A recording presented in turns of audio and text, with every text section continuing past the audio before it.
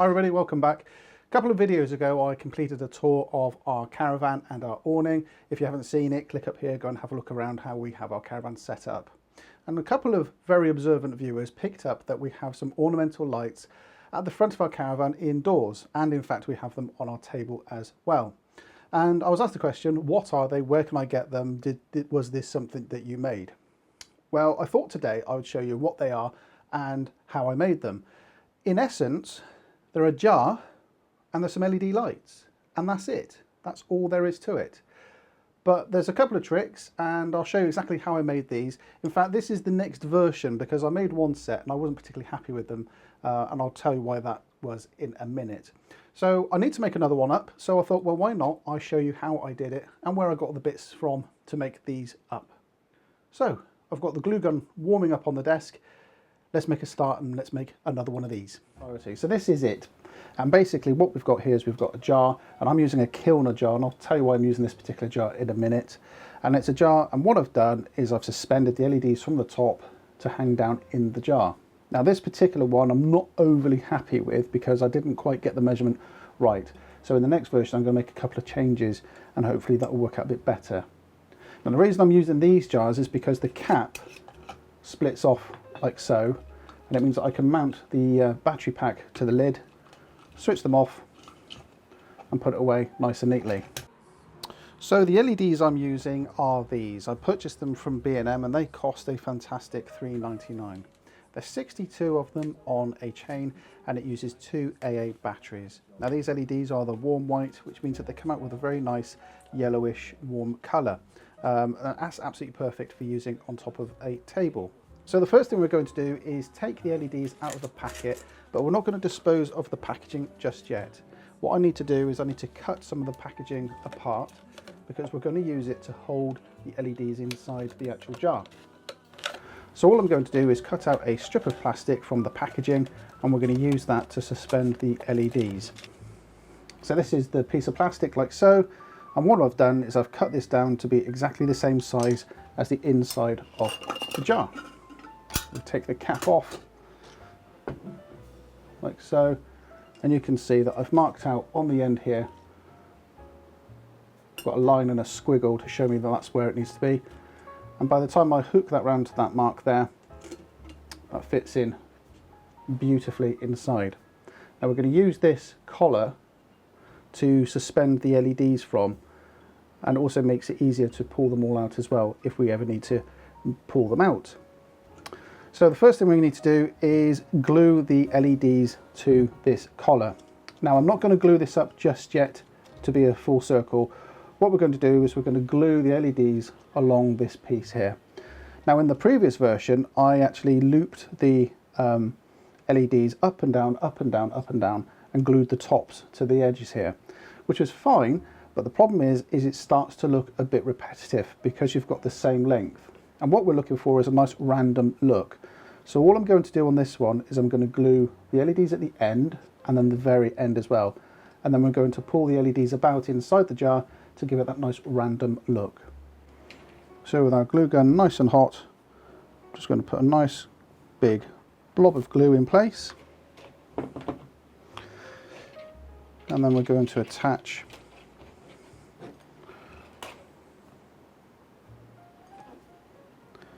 our cable on the glue.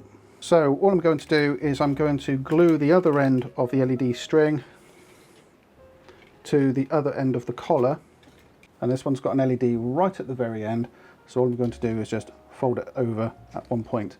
Now remember I made a mark and a squiggle mark on the, I don't know if you can see that, I made a mark and a squiggle there.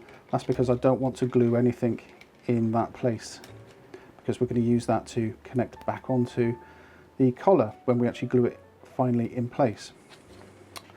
So I'm just going to glue this end here, like so. Now don't worry, you don't need to be too neat with this collar section because we've cut it to be about the same sort of width as the lid that goes in the jar. So you're not going to see much of this at all, to be fair. We're just going to screw it up and see if it works. As you can see, I'm being really gentle with the LEDs. I'm not crushing them at all. I want to get that sort of natural look about them. We turn them on, you can see that's how they're looking. And see how it looks. I think that looks pretty good actually. It looks nice and random, but it's good that I've got them attached at the top there, because that means that you know, they're not going to fall down, and I think that looks really quite nice. The only other thing I want to make sure is that I've got space in here as well to put the battery compartment down inside, which I have. So that looks good. So let's glue up that collar. Just need to put a blob of glue. And all I'm going to do, just to give it some adhesion, I'm just going to hold it together with a pair of pliers there. Making sure, of course, you don't glue the pliers to the cap. That's going to go in here like so. That's going to look great. So all we need to do now is glue this to the cap of the jar. And this is where having this particular type of jar works out really well, because as you're unscrewing the cap, you're not going to be unscrewing the battery compartment. And I'm just going to cover the top of the battery compartment there in glue, and then dab it on the cap. With that now dry, now it's time to I'm just going to coil the cable back up here out the way, because we don't need it all. We only need it really uncoiled when we're changing the batteries. That goes on like so. Put the cap on.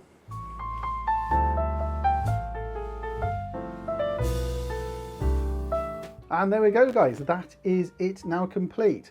I think you'll agree they look quite nice, but it's not fully finished yet. What I have managed to do is I've managed to get some beads from the children, and I've managed to stuff that inside one of these now. And this is the finished effect.